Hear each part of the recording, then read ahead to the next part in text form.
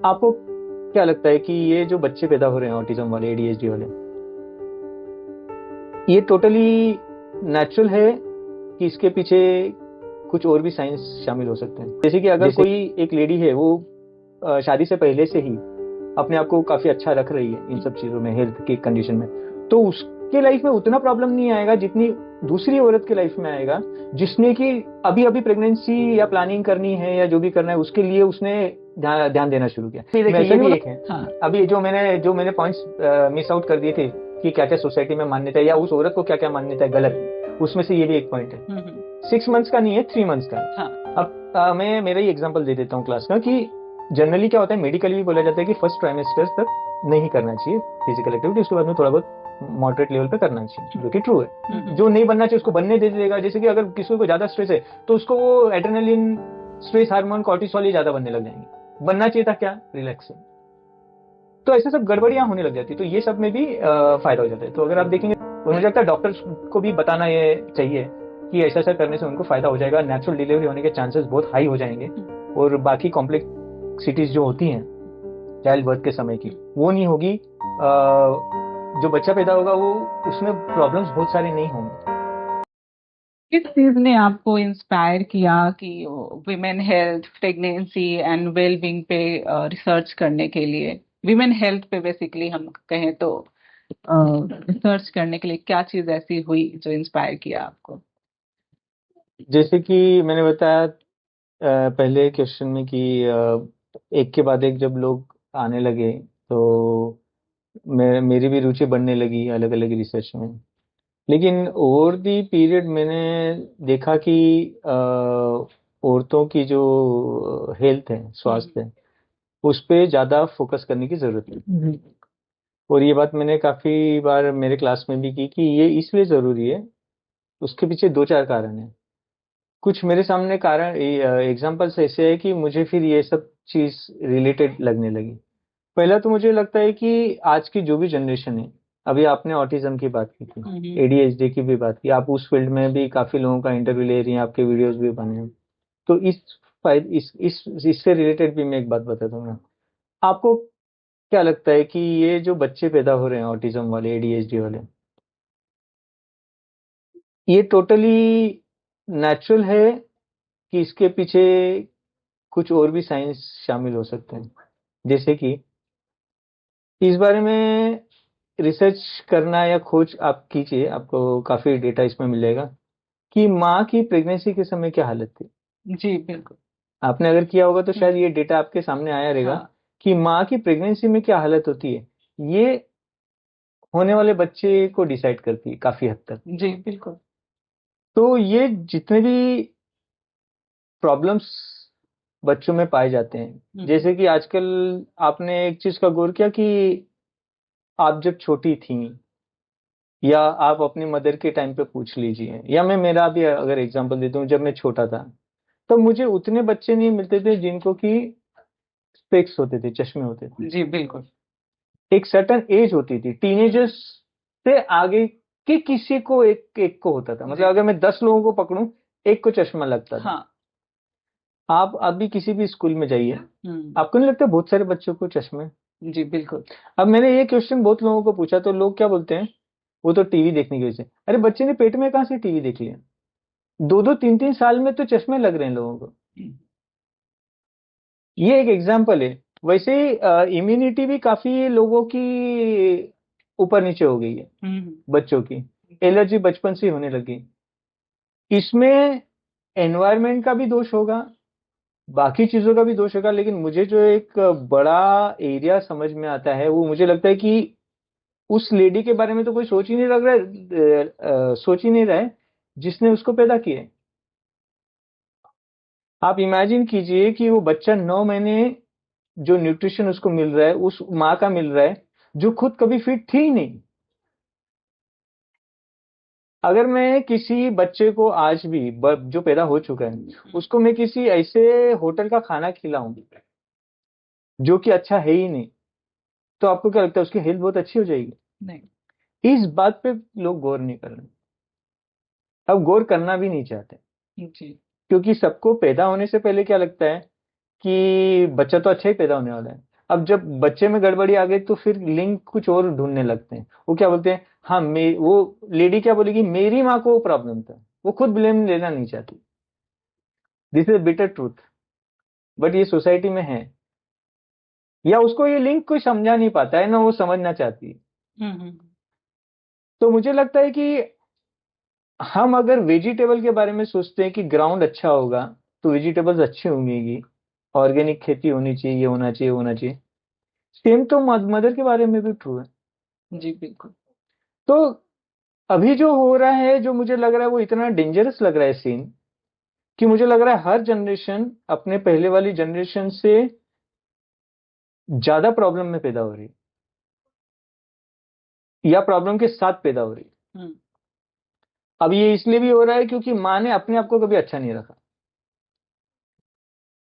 अगर ऐसा कोई रिसर्च करना चाहे तो करके देख सकता है कि 1000 फिट औरतों में जो उनके बच्चे हुए वो कैसे हुए, और 1000 जो अनफिट है उनके बच्चे कैसे बचे, कंपैरिजन करके पता चल जाएगा। और मुझे तो लगता है काफी लोगों ने रिसर्च पेपर इसमें लिखा भी होगा। तो पहला पॉइंट जो मुझे लगा औरतों के बारे में अवेयरनेस जगाने का, वो ये लगा कि अगर औरतें इस बात को समझ जाए तो अपने देश की जो जनरेशन है ना, नई जनरेशन, वो अच्छी पैदा होंगी। देखिए सभी को दिमाग है, दिमाग शार्प वाले पैदा हो रहे हैं अगर देखा जाए तो। लेकिन मुझे क्या लगता है कि वो ओवर द पीरियड ब्रेन को ज्यादा यूज करने की वजह से स्मार्टनेस आ रहा है। जैसा मैंने न्यूरोप्लास्टिसिटी के बारे में बात किया था कि आज अगर बच्चा बचपन से चेस खेल रहा है तो हो सकता है उसका दिमाग शार्प हो जाए, बट उससे, लेकिन आप दिमाग के सहारे कितना दिन चलेंगे अगर बॉडी साथ ही नहीं दे रही है तो बॉडी भी तो उतनी जरूरी है। या ऑटिज्म अगेन, यहाँ तो ब्रेन का भी थोड़ा चलना आगे पीछे हो रहा है। तो ये सब चीजें तब आती है कि जब मुझे लगता है कि एक औरत की अगर हालत अच्छी हो प्रेगनेंसी से पहले, ड्यूरिंग प्रेगनेंसी, तो बच्चे या जो भी एक ऑफस्प्रिंग होगी वो अच्छी हेल्दी पैदा होगी, और उससे जो नेक्स्ट जनरेशन टू जनरेशन आएगा वो रिफाइनमेंट बढ़ता चला जाएगा। मुझे लग रहा है यहाँ जनरेशन जनरेशन टू जनरेशन ना क्वालिटी बिगड़ते जा रही है। हम्म। ये एक पहला चीज। दूसरी चीज, थोड़ी से और पहले जाते हैं हम, कि वुमेन की, ऑफ कोर्स इसमें मेन भी शामिल है, लेकिन मेल कंसेप्शन तक शामिल है। एक लंबा 9 महीने का पीरियड में औरत शामिल है, हम्म। इसलिए वो बहुत जरूरी है वुमेन की हेल्थ का कंसिडरेशन करना। दूसरा क्या है, वुमेन कंसेप्शन के समय भी अगर मैं जाऊं तो कंसेप्शन के समय उसके एक की क्वालिटी क्या थी। अगर एक की क्वालिटी भी अच्छी नहीं है तो भी हाई चांस है कि बच्चा जो पैदा होगा वो हेल्दी नहीं पैदा होगा। जी। फिर वो अगर पैदा होती है या फीमेल होती है, फिर वो बचपन से ही एक की क्वालिटी थोड़ी सी डिस्टर्ब हो सकती है उसके अंदर। मतलब जनरेशन टू जनरेशन हर चीज, हर सेल बिगड़ता चला जाएगा, बोलने का मतलब ये तो प्रूवन है। इसीलिए इसी को तो जेनेटिक्स बोलते हैं कि आगे आगे आगे वो बिगड़ता चला जाएगा। तो ये एक पहला पॉइंट था कि मुझे लगता है कि औरतों को ये अभी अवेयरनेस लाने की जरूरत है कि उनके हेल्थ पे सिर्फ वो अकेली डिपेंडेंट नहीं है, पूरा जनरेशन डिपेंडेंट है। ये पहला पॉइंट था। दूसरा जो मुझे लगता है कि औरतों के हेल्थ पे ज्यादा फोकस करने की आज जरूरत इसलिए है क्योंकि औरतों के फेज में आदमियों के कंपेयर में ज्यादा फेजेस होते हैं। हम्म। मेंसेस के फेज होंगे, फिर प्रेगनेंसी का फेज होगा, फिर मेनोपॉज का फेज होता है, फिर ये सबसे रिलेटेड जो कॉम्प्लेक्सिटीज हैं, बीमारियां, ऑस्टियोपोरोसिस बोलिए, हार्मोनल इम्बैलेंस बोलिए, बाकी 1000 चीजें बोलिए, ये सब भी शामिल हैं। जी। प्लस उसको घर भी देखना है। जी। तो अगर ये सब चीजें औरतों की अच्छी रहीं तो वो एक घर को अच्छे से संभाल पा सकती है। तीसरा जो मुझे एक लगा कि इस बारे में जैसा आप वीडियो बना रही है बहुत अच्छी बात है कि ऐसा होना ज्यादा जरूरी है। वो इसलिए क्योंकि सोसाइटी में एक अलग मान्यता है फीमेल को लेकर। फीमेल की खुद की भी है, खुद की जनरेट भी की हुई है अनफॉर्चुनेटली, और सोसाइटी ने तो दी थी हमेशा, सदियों से। तो उसके अंदर क्या हो गया कि सदियों से सोसाइटी ने तो दी थी मान्यता बहुत सारी, औरतों ने खुद ने भी अपनी और एड ऑन कर दी। वो फॉलो अप में तो उनके क्या हो गया, जो लाइफ और आसान हो सकती थी ना वो और मुसीबत में चली गई। जी। मैं इसके कुछ एग्जांपल्स दे देता हूँ तो आपको आइडिया आ जाएगा। जैसे कि सोसाइटी में ये बोला गया है कि अगर मेंसेस हो तो औरतों को बहुत सारे काम नहीं करने चाहिए। जी। उसमें वो सबसे पहले जो चीज कट करती है वो योगा में आना कट करती है, हम्म। लेकिन वो शॉपिंग मॉल में जाना कट नहीं करती, वो जॉब पे जाना कट नहीं करती। हम्म। अब अगर मैं फिजिकल एक्सर्शन की बात करूं तो योगा का फिजिकल एक्सर्शन जॉब पे जाने के एक्सर्शन से कम होगा, बट उसने बंद क्या किया, योगा। जो कि उसका फायदा दे सकता था। शॉपिंग मॉल में जाना वो बंद कर सकती थी, लेकिन वहां गई वो। ये एक पहली चीज। दूसरी चीज, मैंने अभी एक से मैं बात कर रहा था तो थोड़ा फनी लगेगा लोगों को कि मुझे एक स्टूडेंट ने ऐसे क्वेश्चन किया कि सर मुझे एक बात बताइए, मैंने सुना ये सच है या नहीं है कि अगर किसी लड़की को च्यवनप्राश खिलाया जाए बच्चे को तो उसको मेंसेस बहुत जल्दी आ जाएंगे लाइफ में। अब मैंने भी लाइफ में फर्स्ट टाइम सुना है। तो ऐसी बहुत सारी चीजें हैं कि कहाँ से किसने पैदा की पता नहीं, हम्म। लेकिन ऐसी फैली हुई है। प्लस सोसाइटी ने भी अपने बहुत सारे रूल्स रेगुलेशन रखे हैं। एक जो दूसरा मिसकंसेप्शन चलता है या रॉन्ग हैबिट्स चलती है वो ये देखी है मैंने कि जब फर्टिलिटी पीरियड होता है तो मैंने औरतों को पिल्स लेके उसको स्टॉप करते हुए देखा, जी। फॉर एनी XYZ मामूली से कारण की वजह से। ठीक है, लेकिन वो क्या करते हैं, उसका लॉन्ग टर्म कॉन्सिक्वेंसेस नहीं सोचते हैं। जैसे कि अगर ये बार बार रिपीट हो आपकी लाइफ में, एक टाइम ऐसी आ जाएगी कि आपका रिप्रोडक्टिव सिस्टम प्रॉपर्ली चलना ही बंद हो जाएगा। जी बिल्कुल। तो अब ये औरतें क्या हो गई हैं कि ये दो चीजों में फंस के रह गई। एक तरफ जहां फर्टिलिटी है वहां वो उसको स्टॉप करने पे लगी है बार बार बार बार बार बार बार बार, फॉर एनी XYZ रीजंस। दूसरी तरफ जब वो बंद हो जाता है ये सब गड़बड़ियां करके, तो उसको लाने के लिए हार्मोनल ट्रीटमेंट लेगी। जब था तो उसको बंद किया, और जब बंद हो गया तो उसको लाने की तैयारी। तो आप समझिए ये कितना, ये मतलब अननेसेसरी का खुद से क्रिएट किया हुआ प्रॉब्लम है।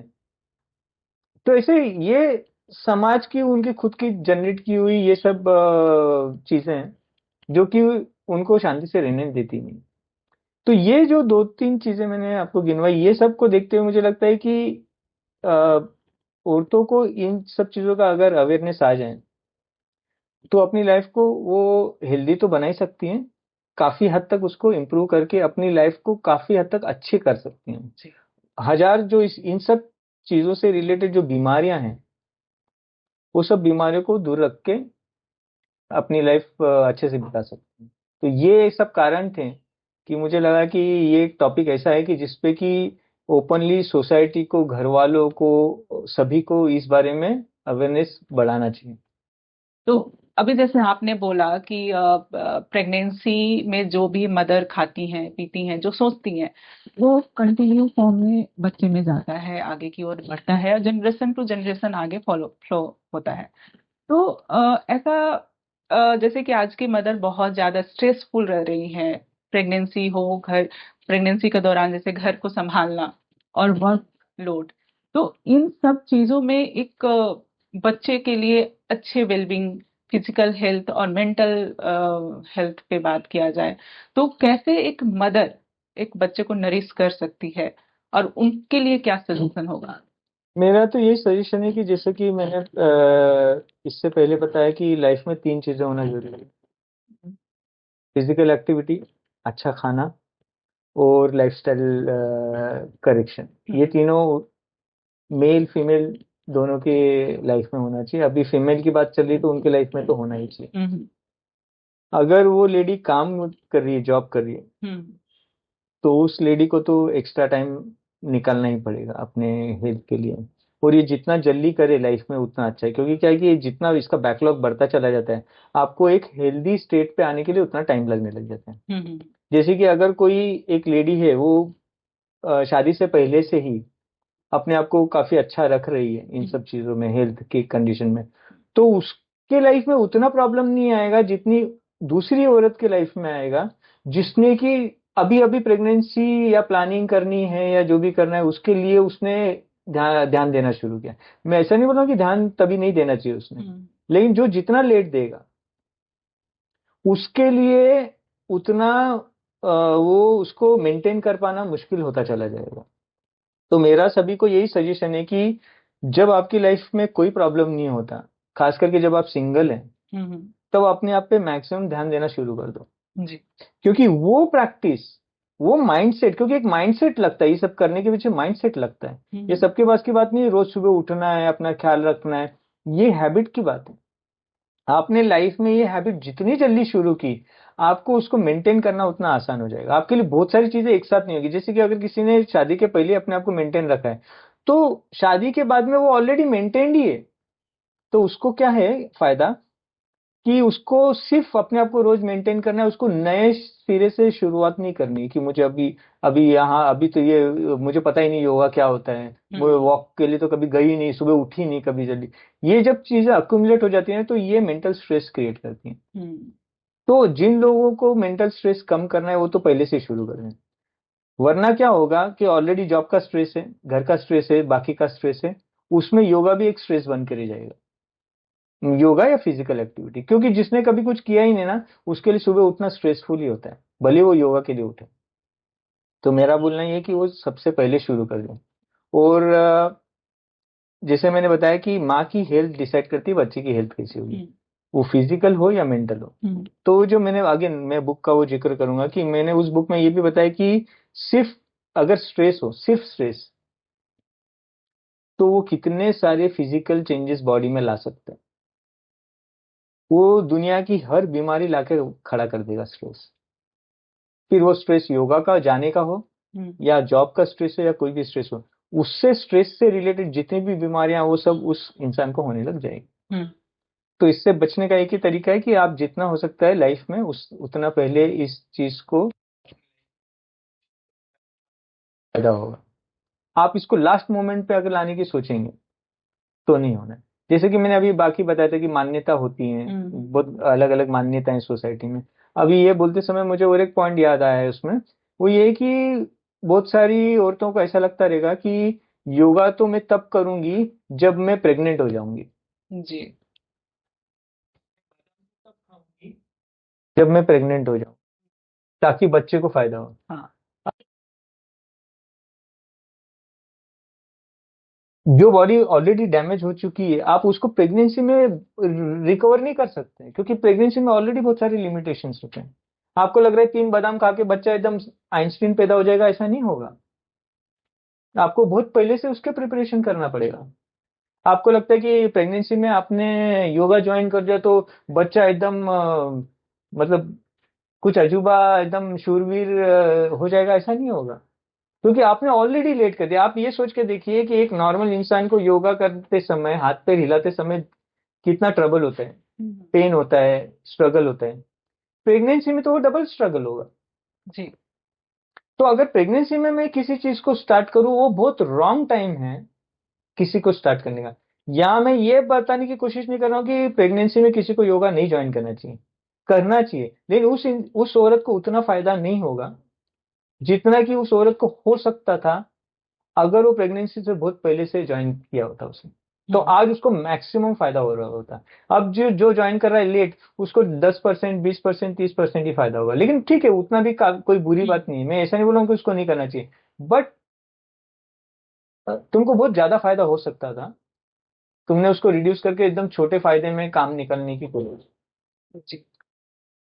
जैसे कि एक मिथ भी है कि प्रेगनेंसी के 6 मंथ तक हमें योगा नहीं करना नहीं, चाहिए, कोई 3 मंथ्स का, एक्सरसाइज। 3 मंथ्स का है। अच्छा, 3 मंथ्स का है। हाँ, अभी देखिए ये भी एक है। हाँ। अभी जो मैंने पॉइंट्स मिस आउट कर दिए थे कि क्या क्या सोसाइटी में मान्यता है या उस औरत को क्या क्या मान्यता है गलत, उसमें से ये भी एक पॉइंट है। 6 मंथ्स का नहीं है, 3 मंथ्स का है। हाँ। अब मैं मेरा ही एग्जांपल दे देता हूँ क्लास का कि जनरली क्या होता है, मेडिकली भी बोला जाता है कि फर्स्ट ट्राइमेस्टर तक नहीं करना चाहिए फिजिकल एक्टिविटी, उसके बाद में थोड़ा बहुत मॉडरेट लेवल पे करना चाहिए, जो कि ट्रू है। लेकिन मेरे जो स्टूडेंट्स रहे हैं, जो पहले से ही योगा क्लास में आ रहे हैं, और वो योगा क्लास में आते आते ही जिनकी प्लानिंग शुरू हुई और कंसीव हुए, उनको मैं फर्स्ट ट्राइमेस्टर में भी करा रहा हूँ। ओके। और वो कर रहे हैं, उसके पीछे रीजन ये है कि उनकी शरीर को, बॉडी को या मन दिमाग को इतनी आदत है वो रोज करने की कि उनके लिए कोई नयापन नहीं है। हम्म ये वैसी बात है कि अगर आप ऑफिस में जा रही हैं और ऑफिस में ही जाते जाते कोई लेडी ने कंसीव कर लिया, तो क्या रिजाइन थोड़ी कर देती है, हम्म जाती है ना ऑफिस में। सिमिलर वे में अगर कोई लेडी ऑलरेडी योगा कर रही है और उसने कंसीव किया तो कर सकती है, हम्म क्योंकि योगा के पोस्चर्स प्रीनेटल के टोटली अलग होते हैं। हम्म अगेन मैं ये भी बात क्लियर करना चाहता हूँ कि लोगों को ये नहीं लगना चाहिए कि फर्स्ट ट्राइमेस्टर में वो शीर्षासन कर रही है। हाँ योगा का मतलब शीर्षासन नहीं होता है, हाँ योगा में बहुत वेरिएशन है। हम्म तो हर ट्राइमेस्टर के लिए एक अलग नहीं, ये भी गलत मान्यता है।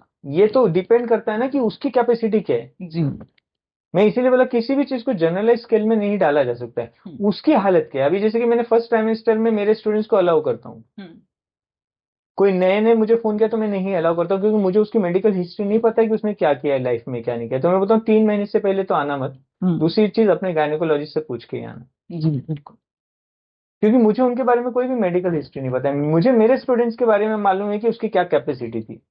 तो जब वो मुझे बताती है मैंने अभी कंसीव किया है तो मैं ये कंटिन्यू करना चाहती हूँ, तो कंटिन्यू कर पाती है और सक्सेसफुली। अभी तक का कोई केस में कोई प्रॉब्लम नहीं आया है, क्योंकि हम योगा को रिगरस एक्सरसाइज क्यों समझ रहे हैं, मुझे समझ में नहीं आ रहा है। आपको जो तकलीफ ऑफिस जाने में हो रही है ना, उससे तो कम ही हो रही है योगा में। अगर आप ऑफिस जा पा रही हैं तो योगा करने में क्या प्रॉब्लम है। ऑफिस के साथ साथ घर का काम जो कर रही नहीं, है दूसरी चीज ये देख रहा हूं मैं कि आप कैब में बैठ के जा रही हैं, उतनी सीटिंग हो रही है, उतने ये आ रहे हैं रोड में, मतलब रोड अनइवन है, स्पीड ब्रेकर्स आ रहे हैं, वो जर्क के साथ में वो जा रही है। योगा में ऐसा कुछ भी नहीं है। तो मुझे लगता है कि अगर आपको कट ही करना है कुछ, तो आप जॉब कट कट कीजिए, लेकिन वो कोई करेगा नहीं, क्योंकि उसमें सैलरी मिलती है। योगा में सैलरी देनी पड़ती है, जी योगा में तो सैलरी मिलती नहीं है, वरना योगा भी कर लेते सब। तो ये सब मिसअंडरस्टैंडिंग्स है, जिसकी वजह से क्या हो रहा है कि औरतें अपना ख्याल नहीं रख पा रही है सही डायरेक्शन में। जो डैमेज करने वाली चीजें वो ज्यादा कर पा रही है, हम्म जो अच्छी चीजें है ना उसमें अननेसेसरी की मान्यता घुसा दी है। ये चीज डिलीवरी के बाद भी है। आपने सुना रहेगा कि डिलीवरी के 6 महीने बाद तक कुछ नहीं करना चाहिए, हाँ लेकिन घूमने जाना चाहिए, कश्मीर घूमने जाना चाहिए, वहां 6 महीने का कोई रूल नहीं है। योगा करने में 6 महीना लगना चाहिए, ऐसा कहां से आ गया रूल। जी ये सब इन सब चीजों में प्रॉब्लम है। अगर वो इसको इतना ही ख्याल है अपने 6 महीने का, तो 6 महीने माँ के यहाँ भी नहीं जाए ना, क्यों ट्रैवल कर रही है वहां। आपने देखा कितना बायस्ड होता है माइंडसेट। जी अच्छी चीजों के लिए हमेशा बायस्ड होता है माइंडसेट। तो ये सब गलत है। मतलब मुझे तो लगता है कि डिलीवरी के बाद भी जब आपके स्टिचेस वगैरह हील हो जाते हैं, आप माइल्ड लेवल पे कर सकते हैं। अगर आप चलने लायक हैं तो आप योगा करने लायक हैं। अगेन मैं क्लियर करना चाहता हूं कि ज्यादा करके जो लोग हैं जो मना करते हैं इन सब चीजों, उन्होंने खुद ने कभी योगा किया ही नहीं होता है, तो उनको पता नहीं होता योगा का मतलब। योगा का मतलब वो ये सोचते हैं कि जैसा एक हम लोग यूट्यूब पे देखते हैं ना, योगा करने बीच पे कोई योगा कर रही है, उनको लगता है ये प्रेग्नेंट वैसा करने जा रही है। अरे वो सब थोड़ी करना है उसको। वो तो बहुत माइल्ड पोस्चर्स करेगी ना, उसमें क्या प्रॉब्लम है। वो इतना माइल्ड है कि आप बिल्डिंग से नीचे उतर रही है उससे भी माइल्ड है वो, टेक सही डायरेक्शन में हो रहा है क्योंकि आप बहुत स्पेसिफिक चीजें कर रही है ना। हम्म पर यहाँ पे जैसे आफ्टर डिलीवरी और पोस्टमार्टम की हम बात कर रहे हैं तो बहुत सारे विमेन को उस टाइम पे ये प्रॉब्लम आती है कि स्लीप डिप्राइव का बहुत ज्यादा केसेस आते हैं उनको स्ट्रेस इतनी होती है क्योंकि वो सो ही नहीं पाते हैं बच्चे मतलब उनकी नींद पूरी नहीं होती है तो इसमें योगा कैसे हेल्प करता है स्लीप डिप्राइव का एंजाइटी की बात करें हम यहाँ पे तो योगा से क्या होता है ना कि बहुत सारे बॉडी में हार्मोनल बैलेंसेस सेट होने लगते हैं। हम्म तो जो भी पूरा प्रेगनेंसी अगर देखें आप, या पोस्ट प्रेगनेंसी का पीरियड देखें, इसमें हार्मोन्स बहुत ऊपर नीचे ड्रास्टिकली जाते हैं, हम्म एबनॉर्मली जाते हैं। हम्म एक तरीके से देखा जाए तो प्रेगनेंसी का जो फेज होता है किसी फीमेल के लिए वो डैमेजिंग होता है। हम्म फिजिकली मेंटली डैमेजिंग होता है। उसके बाद में उसकी हेल्थ कोई इंप्रूव नहीं रहती है, डैमेज्ड होती है काफी हद तक। तो वो जो रिकवरी होती है ना उसकी, वो रिकवरी फास्ट हो जाती है। फिर आपके जो हार्मोन्स ऊपर नीचे हो गए हैं वो सेट होने में फास्ट सेट होने लग जाते हैं। हम्म, तो ये जो नींद की कमी होती है, अनलेस कि बच्चा रो रहा है वगैरह, नॉर्मली जो कमी वगैरह हो रही है, ये बहुत सारे हार्मोन्स के उतार चढ़ाव की वजह से होती है। एस्ट्रोजन का ऊपर नीचे जाना होता है, प्रोजेस्टेरॉन का ऊपर नीचे जाना होता है। ये सब बहुत सारे फिजियोलॉजिकल जो चेंजेस होते हैं ना, ये उसके साइकोलॉजी में भी चेंज लाते हैं। तो ये सब ऑटोमेटिकली धीरे धीरे करके सेट होने लग जाते हैं। तो जब वो सेट होने लग जाते हैं, तो जो इम्पैक्ट आपको बिना कुछ करे हुए आ रहा था, उससे बहुत ही कम हद तक इम्पैक्ट तो होगा ही, क्योंकि बच्चा पैदा किया है, कोई आसान काम नहीं है। तो वो इम्पैक्ट तो होगा, लेकिन वो इम्पैक्ट बहुत हद तक रिड्यूस हो जाएगा, हम्म। ताकि उसका वो फेस निकालना उसके लिए बहुत आसान हो जाए। जैसे कि अभी आप बात कर रहे हैं प्रेगनेंसी, तो प्रेगनेंसी के दौरान और चाइल्ड बर्थ और आफ्टर चाइल्ड बर्थ वीमेन को क्या क्या फायदे हो सकते हैं योगा से, इसके ऊपर थोड़ा सा प्रकाश डालें। इसको हम डिफरेंट कैटेगरीज में डिवाइड करते हैं। जैसे कि बहुत सारी चीजें, फिजिकल फायदा है, फिजियोलॉजिकल है, साइकोलॉजिकल है। हम फिजिकल से शुरू करते हैं। तो फिजिकल में ये फायदा होता है कि बॉडी के सभी जॉइंट्स की मोबिलिटी अच्छी हो जाती है, स्ट्रेंथनिंग अच्छी हो जाती है। दूसरा कि जो डिस्क प्रोलैप्स होने के चांसेस होते हैं, जिसमें कि लो बैक पेन प्रॉब्लम वगैरह हो जाता है, पोस्चरल इशू हो जाता है, वो करेक्ट हो जाता है। ब्लड सर्कुलेशन वगैरह काफी अच्छा होने लग जाता है बॉडी के अंदर। फिर उसके साथ साथ फिर अगर देखेंगे तो पेल्विक डिसफंक्शन जो है वो ठीक हो जाता है। आपको पता भी होगा कि कितने उससे रिलेटेड प्रॉब्लम्स आते हैं, फिर उससे उससे रिलेटेड बहुत सारे पेन भी होने लग जाते हैं बॉडी में। तो ये सब होने के चांसेस काफी कम हो जाते हैं। इसके बाद में अगर फिजियोलॉजिकल लेवल पे जाए तो जेस्टेशनल थायराइड नहीं होता है, होने का मतलब ये सब में प्रोबेबिलिटीज बहुत कम हो जाएंगी। फिर जेस्टेशनल डायबिटीज होता है, उसके चांसेस कम हो जाते हैं। फिर प्री एक्लेम्सिया जो जिसको बोलते हैं, कि जिसमें कि ब्लड प्रेशर बहुत ज्यादा रहता है अच्छा, थ्रू आउट द प्रेगनेंसी, जिसको हाई रिस्क प्रेगनेंसी भी प्रेगनेंसी बोला का जाता है, वो भी, उसके भी चांसेस कम हो जाते हैं। तो ये फिजियोलॉजिकल लेवल पे चेंजेस आ गए। उसके बाद में इन जनरल बोलें तो नींद की क्वालिटी सुधर जाती है। और साइकोलॉजिकली भी जो स्ट्रेस वगैरह आता है, वो आने के मतलब काफी हद तक रिड्यूस हो जाता है, वो उसको कोप कर पाती है। डिलीवरी से रिलेटेड अगर मैं जाऊं तो वो भी काफी फायदे हैं। जैसे कि जो ग्रोथ है बच्चे का, जिसको कि बोलते हैं कि ग्रोथ रिटार्डेशन, जिसमें कि बच्चे का प्रॉपर ग्रोथ नहीं होता, कोई ऑर्गन का कम ज्यादा, उसके चांसेस कम हो जाते हैं। दूसरा है प्री टर्म जो डिलीवरी होती है, लेबर, वो ऑलमोस्ट रिड्यूस हो जाती है, मतलब अर्ली बर्थ नहीं होगा। ओके। दूसरा ये है कि ये डिलीवरी का जो ड्यूरेशन है वो शॉर्ट हो जाता है, ओके। मतलब बहुत लेंदी नहीं चलती है उसकी डिलीवरी, सीमलेस डिलीवरी हो जाती जो है। लेबर पेन की बात कर रहे हैं कि जो लेबर डिलीवरी होने वाला प्रोसेस, हाँ, हाँ, मतलब जिसका कॉम्प्लेक्स केस होगा उसको डॉक्टर को ज्यादा टाइम देना पड़ेगा, क्योंकि कॉम्प्लेक्सिटी है, चार चीजें और इन्वॉल्व होगी। जिसका सब कुछ प्रॉपर होगा ना, उसकी डिलीवरी फास्ट हो जाएगी, ओके, इजी हो जाएगी। तो मतलब उसको लेबर का जो टाइम होगा वो कम होगा। और एक जो मैंने बहुत अच्छा बेनिफिट देखा योगा में ओवर द पीरियड, जितने मेरे स्टूडेंट्स रहे उनका, इनमें नेचुरल डिलीवरी के चांसेस बहुत हाई होते हैं। अब नेचुरल डिलीवरी का होने का अपने अलग बहुत सारे फायदे हैं, जी, बहुत बहुत ज्यादा फायदे हैं उसके। तो एक तो नेचुरल डिलीवरी होने के चांसेस उसके हाई हो जाते हैं। उसके बाद में जो पेरिनियल टीयर होता है, जो एक टेयरिंग हो जाती है उसकी, वो कम से कम होती है, क्योंकि आपके जो पेल्विक फ्लोर मसल्स हैं वो एकदम स्ट्रांग हो गए रहते हैं, उसका बहुत जरूरी है। फिर बहुत सारे पोस्चर्स जो हम लोग प्रीनेटल के दौरान करवाते हैं, उसमें क्या होता है कि ये हिप ओपनिंग की आदत हो जाती है। हिप ओपनिंग की वजह से क्या है ना, लेग्स पे, मसल्स पे, थाइस पे, जो भी रिक्वायर्ड मसल्स हैं, कोर मसल्स बोलिए आप, जो भी, उसमें ज्यादा प्रेशर नहीं आता है, बॉडी को ऑलरेडी आदत होती है उससे। वरना आप इतना सोच के देखिए कि अगर किसी नॉर्मल इंसान को मैं स्ट्रेचिंग करने के लिए बोलूँ तो उसको कैसा पेन होगा, उससे 4 गुना ज्यादा उसको पेन होगा जो डिलीवरी करवा रही है और जिसकी बॉडी फ्लेक्सिबल ना हो। तो ये सब का फायदा उसको उस वक्त बहुत होने लग जाता है।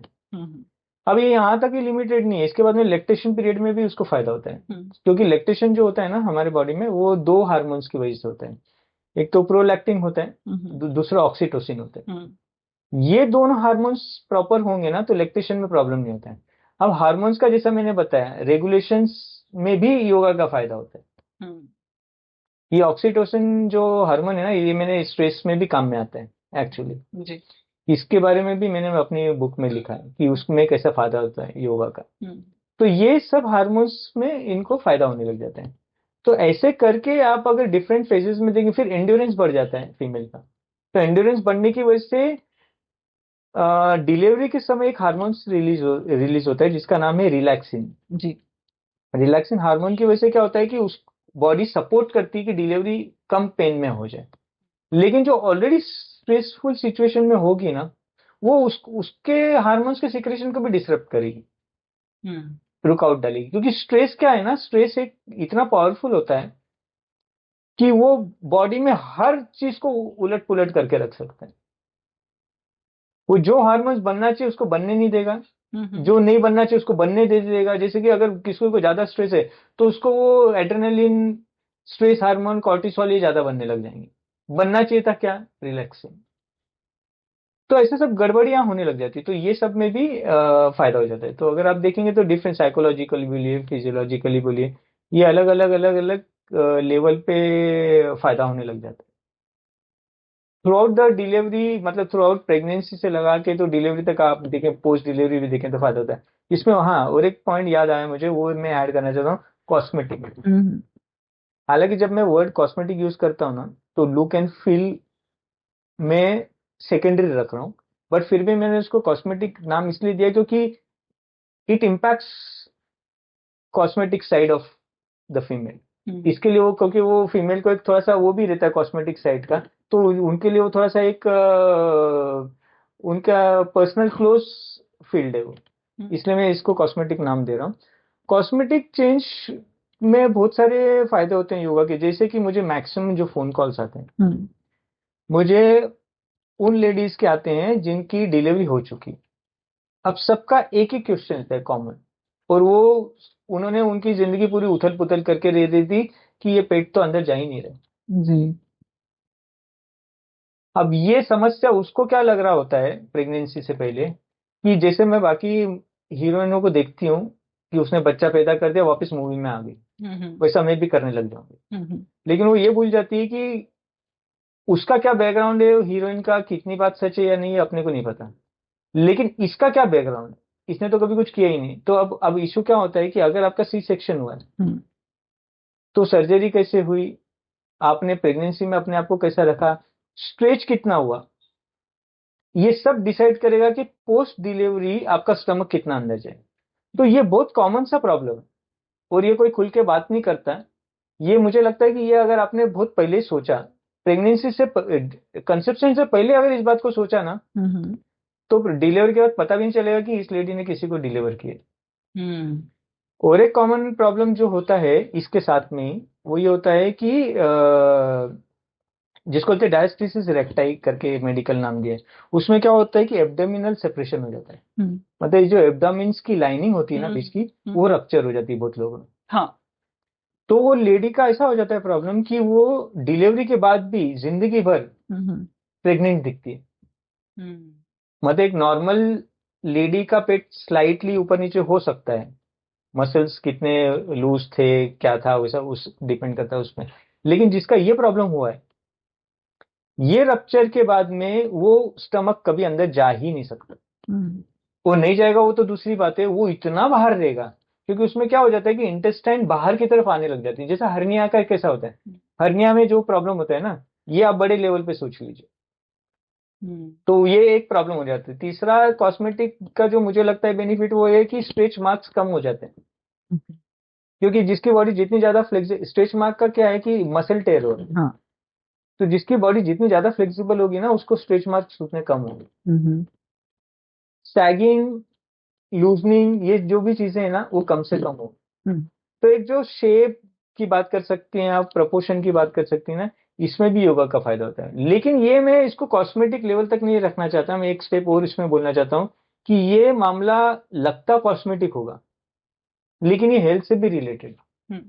जैसे कि अगर किसी का मसल यहाँ से टेयर हो गया, वो कोई भी हेवी काम जिंदगी में नहीं कर पाएगी। वो उसके लिए बहुत रिस्की होगा, क्योंकि ऑलरेडी वो लाइनिंग बहुत थिन हो चुकी है, वो कभी भी रप्चर हो सकती है, फिर वो सर्जिकल प्रोसेस हो जाएगा। सैगिंग की वजह से क्या हो जाएगा ना कि उसके बॉडी के मसल इम्बैलेंस बहुत ज्यादा हो जाएंगे। सैगिंग से दिखने में सैगिंग नहीं होती, सैगिंग ये बता रहा है कि वो मसल इम्बैलेंस हो रहे हैं। तो आपके फ्रंट बॉडी के मसल्स और बैक साइड के बॉडी के मसल्स में अगर वो इम्बैलेंस है ना, तो आपका जो पेल्विस की जो स्टेबिलिटी होती है वो डिस्टर्ब हो जाती है, तो उस वजह से भी लो बैक पेन होने लग जाएगा। तो ऐसे बहुत सारे डायरेक्ट इनडायरेक्ट रीजंस हैं। अगर आप ये सबको ध्यान में रखें ना, तो योगा अगर पहले से किया जाए तो ये सब मुसीबतों से एक औरत बच सकती है। अभी ये मैंने जितने भी चीजें गिनवाई, अगर आप इसको नोट डाउन करें तो कितनी सारी चीजें हैं। बिल्कुल। मतलब ये सब चीजों में तो उस औरत के ना कम से कम 10 से 15 साल निकल जाते हैं जूझने में। अगर इसमें थोड़ा सा भी ध्यान दिया होता अपने ऊपर, ये सब चीजें आती ही नहीं उसकी लाइफ में। बिल्कुल। तो इतने सारे फायदे हैं, ये मैंने बहुत लिमिटेड बोला है, बहुत सारी लंबी लिस्ट बन सकती है जैसा कि आप बता रहे हैं कि इतनी सारी फायदा है, इतनी लंबी लिस्ट है, और होती भी है, हमने देखा भी है कि बहुत सारी वुमेन इससे फायदा उठा चुकी हैं। तो आप एक एज ए योगा थेरेपिस्ट इसे कितने वीमेन को इससे फायदा उठाते हुए देखा है, और कितने योगा बैकड्रॉप में जाती हैं, ऐसा आपने कभी देखा है? तो अभी मेरा अगर मैं अनुभव बोलूं, तो अगर आपने ये जितनी भी मेरे से बातें सुनी रहेंगी, आपको ये लगा रहेगा कि अरे मुझे कोई बता देता, जी बिल्कुल, या बाकी औरतों को कोई बता दे, या मुझे ऐसा कितनी औरतों ने बोला है जिनका कि मैंने बाद में रेक्टिफिकेशन करने की कोशिश की, हम काफी हद तक सक्सेसफुल भी रहे उसमें। वो मुझे हमेशा ये बोलती है कि सर आप अगर पहले मिले होते तो ये प्रॉब्लम ही नहीं होता, या कोई बता देता तो ये शायद मेरी लाइफ में ये फेज आता ही नहीं। ये सब सच्चाई जानने के बावजूद भी जो लेडी प्रेग्नेंट हुई नहीं होती है ना, वो वहां से शुरू करते हैं। जो अभी तक सिंगल है या शादी हो गई प्रेग्नेंट नहीं हुई है, कंसीव जिसने नहीं किया, वहां से शुरू करते हैं। उस औरत को पहली बात तो आगे क्या होने वाला है इसके बारे में किसी ने बताया नहीं देता है। सबने सिर्फ ये बताया रहता है कि तुझे एक बच्चा पैदा करना है बस। उसके साथ में आने वाली झंझोटों के बारे में कभी कोई घर पे, अनफॉर्चुनेटली आई डोंट नो, मतलब माँ, सास, रिश्तेदार, फ्रेंड्स कितना बताते हैं आई डोंट नो, वो अपना अपना हर घर का अलग होगा, लेकिन मुझे लगता है टू ए ग्रेट एक्सटेंट इस बारे में कोई डिस्कस नहीं करता। इवन वो लोग नॉर्मलाइज इसको कर देते हैं कि ये होता है। आपने ना, ये तो होता ही है, क्योंकि वो, हाँ, ये आपने एक अच्छा पॉइंट बोला। अब क्या होता है कि पहली बात तो एक एक कोई अगर थोड़ी भी समझदार औरत होगी ना, तो उसके दिमाग में सबसे पहले तो ट्रॉमा आ जाएगा अपनी माँ को देख के, या अपनी सास को देख के आ जाएगा ट्रॉमा, कि मैं ऐसी होने वाली हूँ अभी। पहले उसको ट्रॉमा आ जाएगा कि मैं ऐसा बनना तो नहीं चाहती, मतलब फिजिकली बात कर रहा हूँ, कि ये जो शेप में दिख रही है मुझे, अगर थोड़ी भी समझदार औरत होगी तो। लेकिन मुझे लगता नहीं इतना कोई ध्यान देता होगा। जी बिल्कुल। सबको क्या लगता है कि मैं डिलीवरी इतनी सक्सेसफुली कर लूंगी कि बाकी, जैसे मुझे वो अपने टाइम्स ऑफ इंडिया में जैसा वो कलरफुल पेजेस में आता है ना, हीरोइन ने प्रेगनेंसी के भी उस समय न्यूज आ गई, डिलीवर भी कर दिया, दूसरे दिन आके मूवी की शूटिंग भी कर रही है, उसको लगता है कि मेरे साथ में शायद ऐसे ही होने वाले। अब ये इस वजह से क्या होता है कि वो पहली बात तो अगर वो नेचुरली कंसीव हो रही है, वो नहीं भी हो रही है, आप एनीवे उस टॉपिक पे आपका क्वेश्चन है आने वाले, तो उसको उसको बाकी कुछ, उसको सिर्फ कंसेप्शन से मतलब होता है, या तो ऐसे हो जाऊं या नेचुरली हो जाऊं, जैसे भी हो जाऊं, वो सपोज करो हो भी गई हो, तो उसको इस बारे में आइडिया होता नहीं कि क्या क्या डैमेज होगा उसका, तो चलाती रहती है ऐसा ऐसा ऐसा करके। लेकिन अगर मैं रेशियो वाइज देखूं ना, तो ज्यादा करके जो मुझे फोन कॉल्स आते हैं औरतों के, वो मुझे 6, 7, 8 मंथ्स, एक ने तो 9 मंथ्स में भी मुझे फोन किया कि मैं योगा ज्वाइन कर लूं क्या। अब ये अंडरस्टैंडिंग है औरतों की, और ये होता भी शायद इसलिए होगा, उसके भी पीछे सोसाइटी। लेकिन सोसाइटी को देखो, मैं बार बार उतना भी दोष नहीं दे सकता, मैं उस लेडी को ज्यादा दोष दूंगा। रीजन मैं बता देता हूँ, रीजन ये होता है कि वो लेडी एडल्ट है अपने आप में। सोसाइटी क्या करेगी, प्रेशर कितना डालेगी, हाँ, ये मैं मान सकता हूँ कि घर वालों ने सपोर्ट नहीं किया, बाकी लोगों ने सपोर्ट, तो उसको एडिशनल है। मैं इन लोगों की बात कर रहा हूँ, स्पेशली उन लोगों की बात कर रहा हूँ जो हस्बैंड और वाइफ सेपरेट रह रहे हैं, हम्म जिनमें किसी का इंटरफेरेंस नहीं। मैं स्पेशली उनकी बात कर रहा हूँ। जॉइंट फैमिली में हो सकता है अपने प्रॉब्लम्स हो, मैं उन कपल्स की बात कर रहा हूँ जो सेपरेट रह रहे हैं, जिनको फुल फ्रीडम है, हम्म उनकी खास करके मैं बात कर रहा हूँ।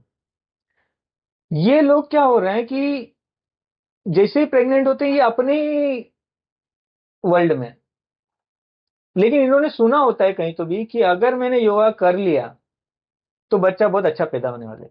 हम्म ये एक मान्यता है सभी की, है ना।